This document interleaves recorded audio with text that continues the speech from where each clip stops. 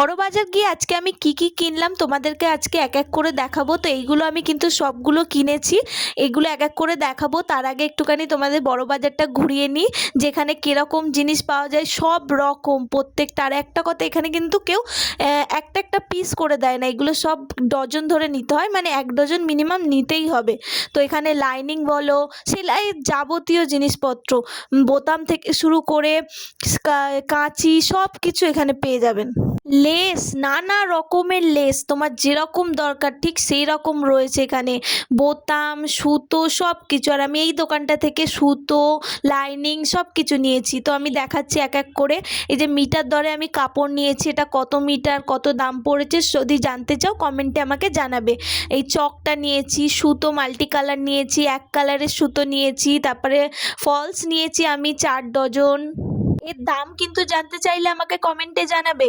আর এই বোতামগুলো রয়েছে ছোট ছোট কালারিং। তারপরে লুপ টার্নার নিয়েছি, এই যে পেছনে যে দড়ি হয় ব্লাউজের, ওই দড়ি নিয়েছি একটা।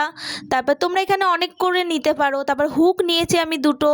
এগুলো কত করে পড়েছে যদি জানতে চাও আমাকে কমেন্টে জানাবে, আমি এর আলাদা ভিডিও করব। আমি সুই নিয়েছি। তারপরে 1 ডজন আমি খাপ নিয়েছি ব্লাউজের, এই যে দেখতে পাচ্ছ 40 সাইজ, 38 সাইজ, 36 সাইজ, যে কোনো সাইজের পেয়ে যাবে, অনেক কম